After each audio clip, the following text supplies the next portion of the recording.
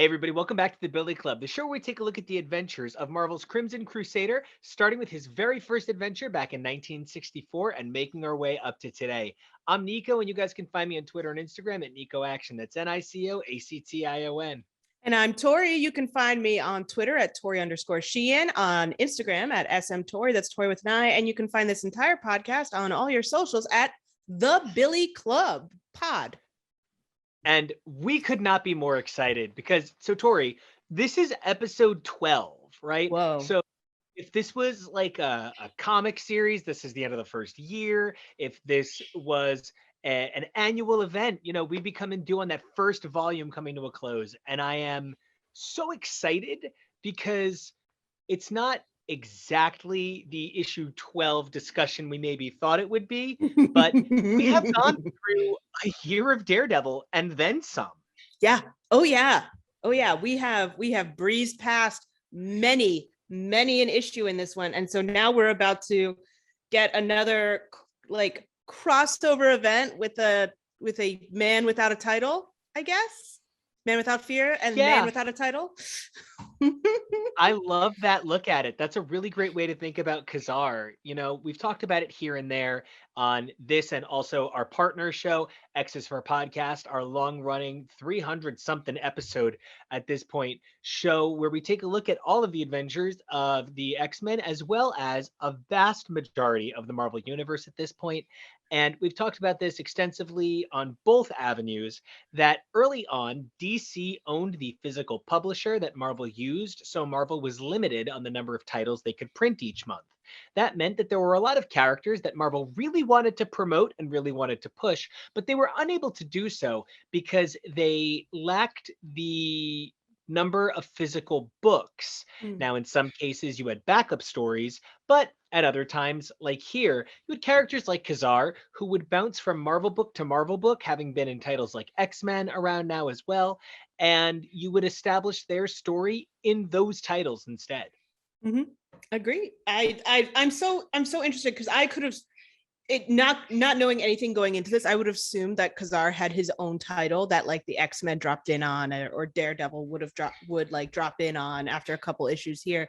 But it's just I think that we are coming up on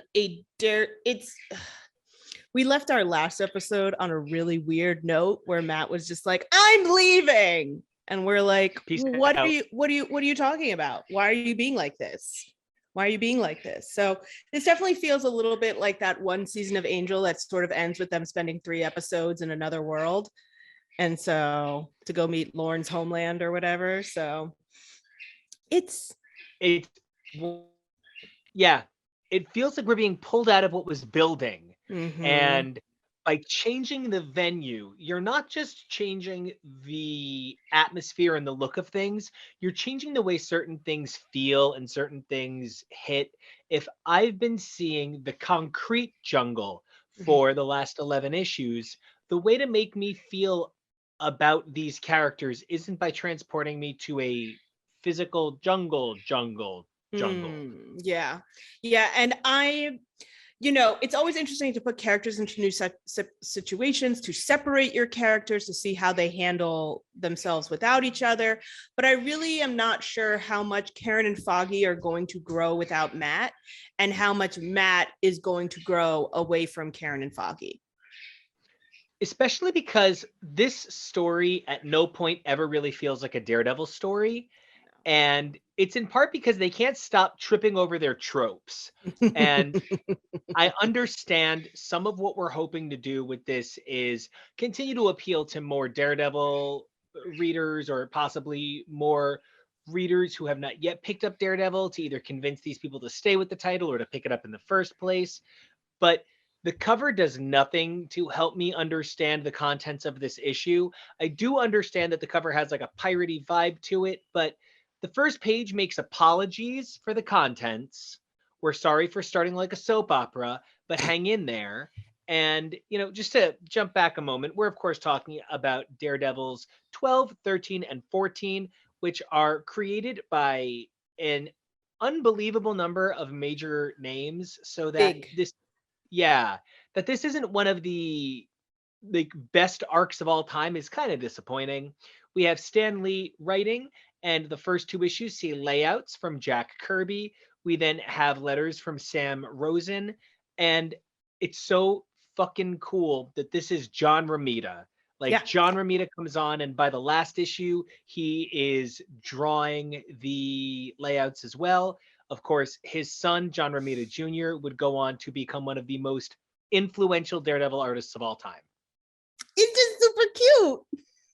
It's so cute. And of course, John Romita isn't really known for Daredevil. John Romita is best known for Spider-Man, but that John Romita Jr. got his start on Daredevil, and then John Romita Jr. became famous. You know, it's a nice balance. And these issues suffer from what feels like Stan Lee resenting letting Wally Wood do that two-part story. Like, you know, yeah, I feel like he resents it. I hear you. I think it's also, I really do think that they are just like spinning the wheel of genres, and this is what it landed on this week. And I think maybe Stan Lee is really likes pirate capers or something to that effect. And so he just like went like all in. And it didn't need that. It didn't. I think this could have been a two-parter. I even think this could have been somebody else's story. I think that this should have been a, well, okay, so who in the Marvel universe then would you have to help Ka-Zar and his, spoilers, long lost brother, you know, meet up and get the backstory on Ka-Zar? Who should help that? I don't know that I can think of any specific hero in particular that should, but I know that I'm not getting a lot from Ka-Zar's involvement here that tells me anything about Daredevil. I feel like I'm getting a lot about Ka-Zar and who he is, but one of the big tropes that we see in a lot of these kinds of stories is somebody has their leg broken and they need to wear a splint, or somebody is temporarily blinded and they can't see. This could have just as easily been Cyclops wearing a blindfold so that he doesn't I never understood how Scott wearing a blindfold somehow stops his optic blast. How did his eyelid stop the optic blast? Well, that's because it's biological. That's, you know, his body. It's like how you really you could try all you want to bite your own finger off, but you have to be in a certain point in your survival to do it. Yeah, it's why you can't tickle yourself, you know. So I feel like, yeah, he can't blow off his own eyelids. But you know, there's a lot of people you could just have, oh man, Captain America landed the hard way and he hit his head and he's temporarily blind, because that's a superhero trope.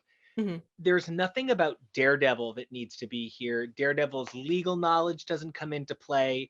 All we really get from Daredevil here is an awkward look at the world's worst cruise, and everything about the setup is weird. Trying to get him there is so difficult. We have this whole thing where he's like, man, I gotta go. I'm gonna stare at the sky. Oh no, I'm late. Time to be Daredevil again. I was just thinking how I should stop being Daredevil. No time to think about that while I'm being Daredevil.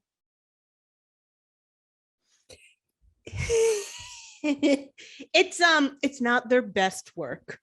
No, and it feels very much like they didn't have a whole lot of other ideas and just wanted to make a story quickly. Yeah, it definitely feels like I guess the Ka-Zar X-Men episode went really well. And well, I would say that perhaps one of the things that changes the X-Men a little bit is that there are 5 of them. They are inherently going to bring their own unification, like because there's automatically 5 of them plus the professor plus the other random cutaways that you usually get. Even if it's a Magneto issue, even if it's a Ka-Zar issue, you'll still probably get a Magneto cutaway at some point, and that will happen, you know. So you will be informed of the X-Men as a title by virtue of the other characters that are inherently going to appear. They went out of their way to remove the other characters from Daredevil's narrative, which sort of takes that opportunity away from us.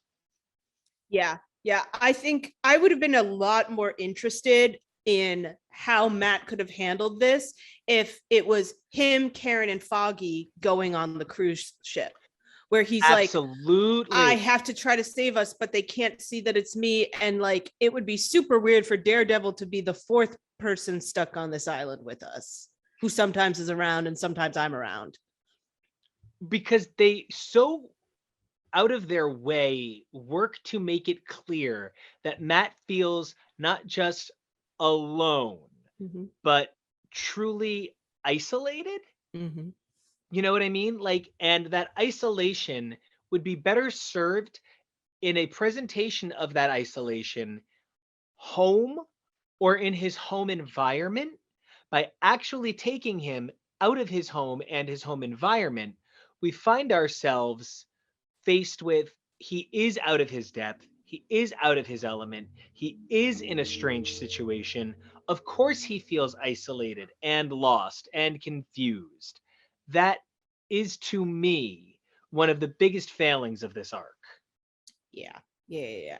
I mean, Matt looks good on page 1 when we're talking about the soap opera, but like, it really is like we have this panel where he's thinking about all of these people that he knows, and then all of a sudden, and then he has to like zip away. And I don't know why. It feels like they were like, we need to show him being like really good at being Daredevil so that it like feels weirder when he's bad at being at things in the Savage Land. I really get that. Yeah. So, I mean, I I remembered so much of Ka-Zar from this that in rereading it, all of a sudden they were like the Blunderer, and I was like, "Fuck this guy." Yeah. It's not even thinly veiled racism. There's just some outright we're making fun of people to this. And by Yeah. those days' standards, and those standards were wrong. You know, this was not the worst thing. Yeah. But there is a point at which he's like, forgive the bad dialogue. It's a translation of this basically broken tongue. Yeah. And Yeah. that Ka-Zar is constantly like, ooh, ooh, ah, ah, me, ape man. And then we actually get a character named Magor, the last of the ape men, after last two parters, the ape man. I should not have to have 5 issues of Daredevil where I'm making excuses for the term ape man in a row. Yeah. Yeah. It's not pretty. It's not good. And it's so frustrating. I spent a lot of this issue also being very much like, I was under the impression that Skull Island was a strictly like King Kong thing. Yeah, I guess because it's such a generic name, it's just Skull Island. You know, it's not specifically a place, and perhaps there are other, like, you know, there's Femur Archipelago and there's Patella Peninsula. Ooh. So because there's like other things, you can't have Skull Island all for yourself, but it does feel a little usagey. It feels a little usagey. It feels like they took a lot of these like prehistoric tropes from the 40s and 50s where like you appear in a different world and the dinosaurs are there and the ape men are there, whatever, and just sort of smashed them all together and went, okay, that'll do. And it's sort of like Tarzan, but not really.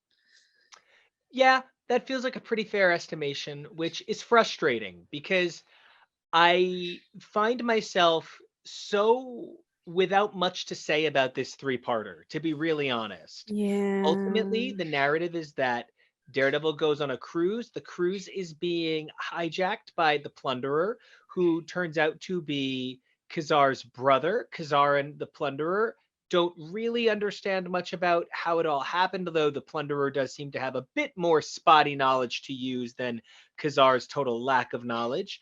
We discover his name is actually Kevin Plunder, Ka-Zar that is, and they are trying to get to this ancient treasure, and then it turns out there's a member of the wait staff named Feepers who Feepers. has just been waiting his whole life. Creeper Feepers.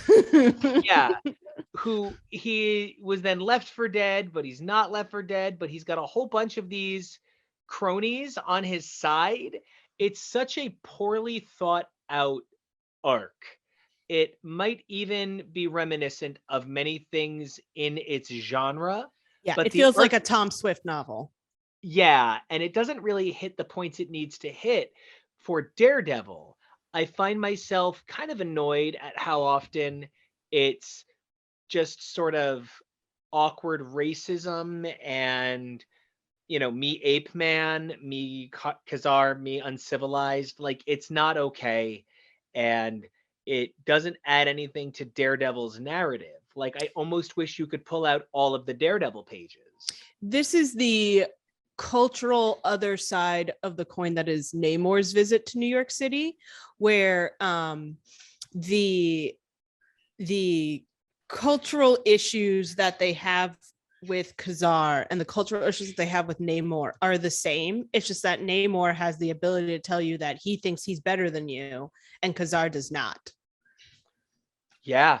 And what's interesting is, in many ways, Namor is, I guess, and I don't love the phraseology here, but less Caucasian than Ka-Zar is. Yes. Namor is less white features, white skin tone, whereas Ka-Zar is very Nordic.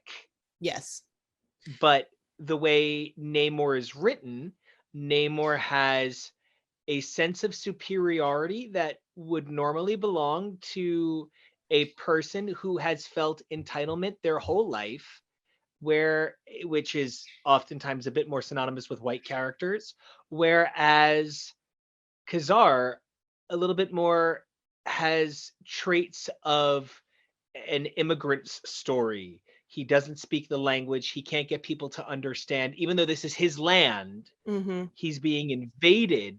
Mm-hmm. So I guess this is a bit more of the cultural hallmarks of an invader's story. Yeah. Ka-Zar is, of course, not unintelligent. Look at his survival ability. It's that he is so looked down upon by these people.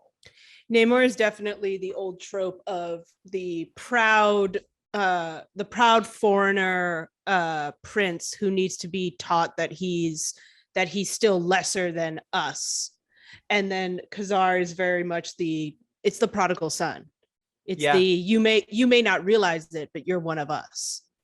And so that's the difference between their two, kind of the two ways that we approach these two different cultures trying to clash with Daredevils. I also just want to apologize briefly for all of the headphone fidgeting. Unfortunately, my headphones are having a moment, so that's definitely leading me to. You've got headphones, I've got birds. It's all going well. Matt's radar sense would be going crazy right now. Oh my God. Again, they disabled his radar sense for several pages. They did. What's the fucking point? I honestly would have wanted that to continue for a lot longer. Honestly. Yes. I think it would have worked a lot better if it had stayed down a lot longer. I feel like one of the most interesting, like, plot-wise and character-wise moments of this is while he's thinking before he leaves about, like, how do I abandon Daredevil? He's so much of me. But it, people will never, gosh darn it. It's a pirate story, so now I have a bird. Yeah, I mean, they hear their people. So, hi, Shadow. Just gonna. Anyway, I am so sorry. This is horrific. I'll cut. You know what? Don't. It's fine. So anyway, so Matt is lying to everyone. So, like, that's the main point here, is that Matt, if you should leave because you are lying to everyone, and it's not good. And I also believe very firmly that Matt's ability to just go on this fucking trip and say fuck off is very much a hallmark of the fact that he's made of money, and you will never convince me otherwise. And it's a huge element of how these stories work going forward. I know that financial troubles are something that plague the offices of Nelson and Murdock quite frequently, Mm-hmm. but Matt's ability to get them out of trouble comes Yes. up almost as much as the trouble itself. And at the end of the day, Mm-hmm. all of the Ka-Zar and Plunderer stuff has nothing to do with Daredevil or Matt Murdock. And of the, 72 pages Mm-hmm. that constitutes these three issues, I would say we have 10 pages of consequence about Daredevil, and they're at the beginning and they're at the end. And there's one page of Foggy and Karen in the middle. And that page even kind of bugs me. Oh my God, yes. The constant, like, I miss Matt, but it's so much better that he's not here because now I get to think about banging this gal that we're both in love with without like fear of consequence. It's absolutely ridiculous. I have a question actually. This ore that they keep talking about, is it vibranium? I have to assume, It one of the vibrates and things stuff? one of the things that Marvel Comics didn't have early on Mm-hmm. was codified specific terminology for things. Now we have vibranium, adamantium. We know there are the Infinity Stones. Sometimes they're the Infinity Gems. Mm-hmm. There's, 1,000 Satans, but now it's Mephisto, and it's all different depictions of him. Mm-hmm. Or it's lesser demons that are pretending to be him. Mm-hmm. So over time, we got a lot of these terms sort of codified and made clear. But initially, it could have been that it was meant to be vibranium or just any sort of general ore. Yeah. I mean, you're not wrong. Like, I don't have a whole lot of notes on this because everything is just so basic. Like, everything is kind of frustrating to listen to and Yeah. be a part of. And I don't we can talk about the Foggy and Karen panel. I feel like Foggy 100% needs to realize there are other girls in Manhattan. No, there aren't. There aren't. There are no other girls in Manhattan. Forget that Deborah chick NPCs that only. you saw before. Like, don't worry about it. There's just Karen. It's just her. Just Karen. Just Karen. Just Karen. Like, you cannot tell me that there is not another lady for on the island that would be half as useful as Karen. I'm so sorry. He won't go away. So no, I mean, you know what? I love it because, and I keep being like, I'm gonna cut it. But you know what? If it deters people from checking out these Ka-Zar issues, I honestly don't have a whole lot more I even want to say on them. Here's At my the end question. of the day, I just feel like Matt was done a disservice by being the guy in Ka-Zar's origin. Yeah, and there is a part of me though that feels like, I mean, you tell me that there's like some Savage Land series going on right now and like all of this kinds of stuff, and we have Sheila the She-Devil and stuff. Shanna the She-Devil, Ka-Zar's wife. Yeah. The other one's running free.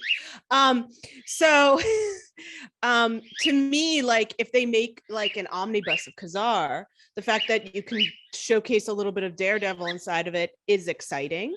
It also means that maybe Ka-Zar could show up in Daredevil, the TV series is.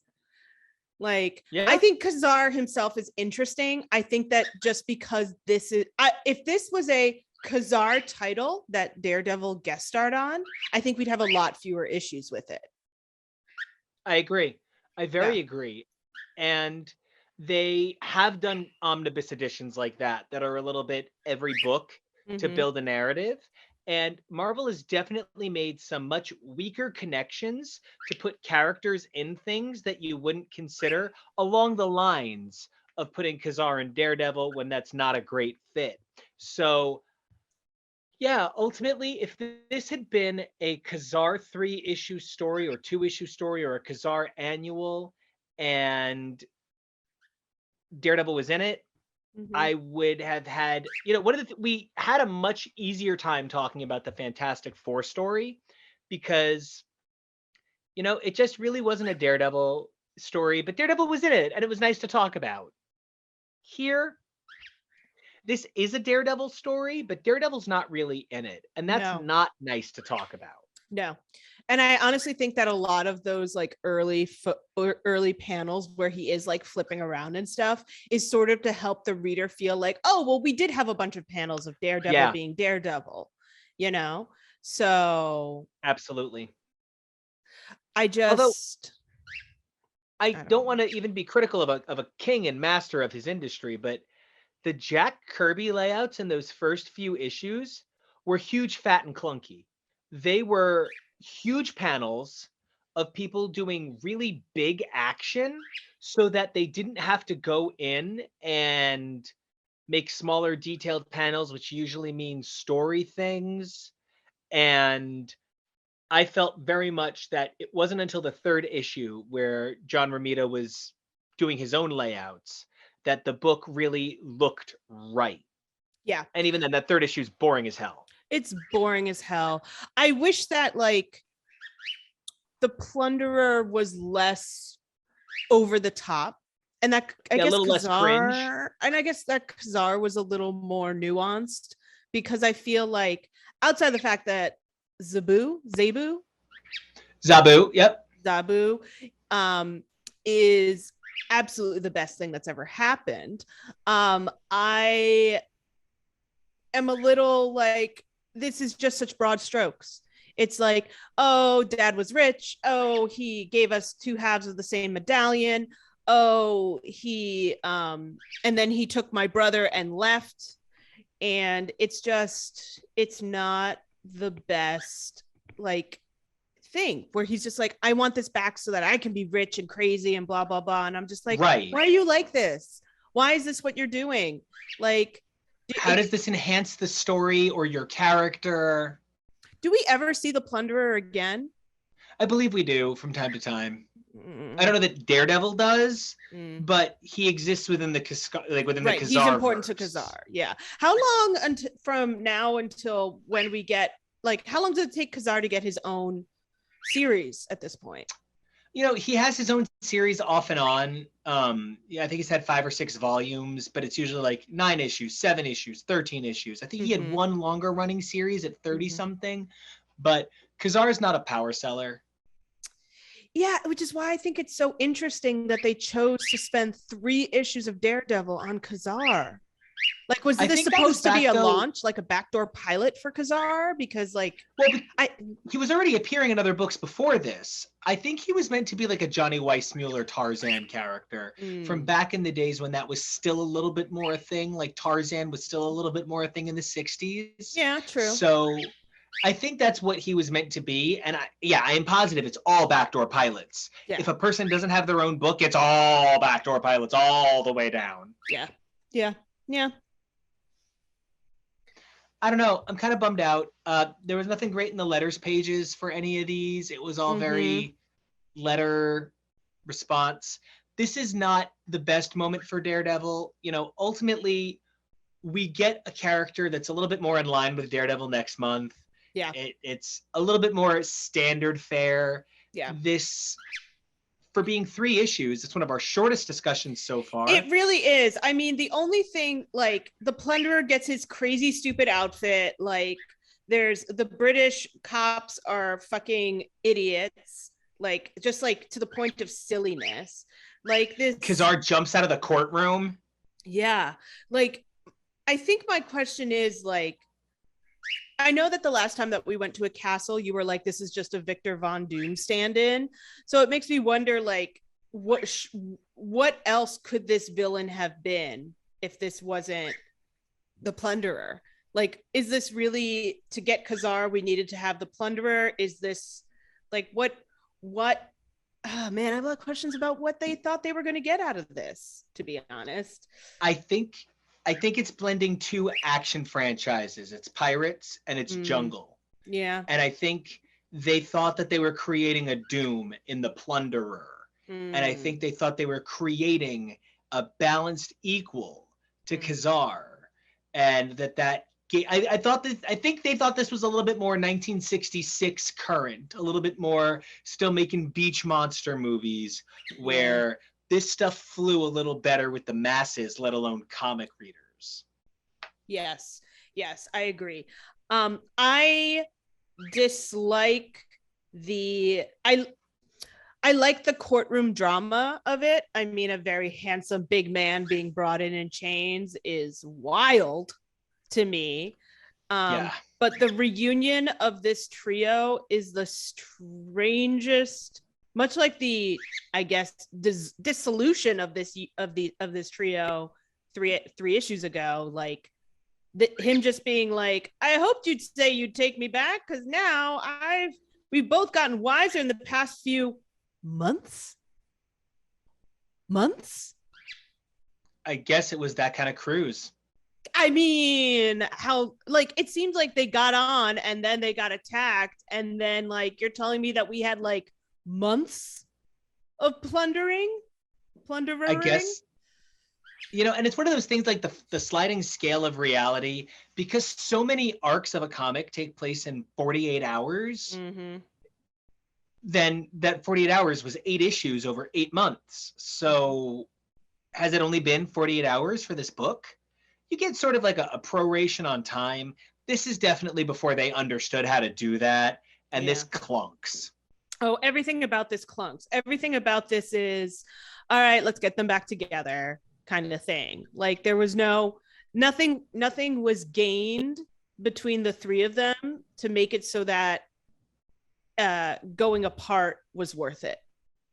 Yeah, it really feels like they said, we're going to do 3 issues of Ka-Zar here. Yeah, Matt doesn't learn it that much about himself. Karen and Foggy and Matt don't learn too much about like what it's like to be apart from each other. It's just a dud, and it's a shame. It's a real shame. I have to wonder if this has to do with the fact that Daredevil went from monthly here to monthly from bi-monthly, so they wound up with 2 extra issues to do. And I wonder if they thought that's part of what they were doing here. Yeah, like now that we're monthly, maybe we can do like longer drawn out stories kind of deals. Nope. They cannot, or they haven't figured it out quite yet. They're still genre hopping. They're still doing all the nonsense. I'm hoping that this more introspective Matt is going to continue, but I imagine it probably won't pop back up again for like 5 or 6 issues. Or it'll be this exact same form of introspective. Exactly. It'll be like word for word the same dialogue every time. Mm-hmm. Yeah. Well they can't all be winners. They can't all be winners. No, I guess some of them got to be plunderers. Yeah, it's true. I can't think of anything else to do but to call it a Crimson Crusading kind of day. Folks, this is Shadow. Yeah. Well, I guess the real star of this episode was the bird. So and like that's the thing, like none of these pirates have birds. I don't know. And it's bits of pirate stuff, it's bits of jungle stuff, it's bits of superhero stuff, it's bits of adventure stuff, but it's not enough of anything for the flavor to take hold. Yeah, exactly. Like it's just it's all very boring. It's all by the numbers. You can see where this is going. Like the most shocking part of this is that Karen and Foggy got a telegram to go to London. Like where I was like, oh, okay. Well, until we return, because I'm calling it time of death. Now o'clock. Until we return, readers, stay fearless. Stay fearless.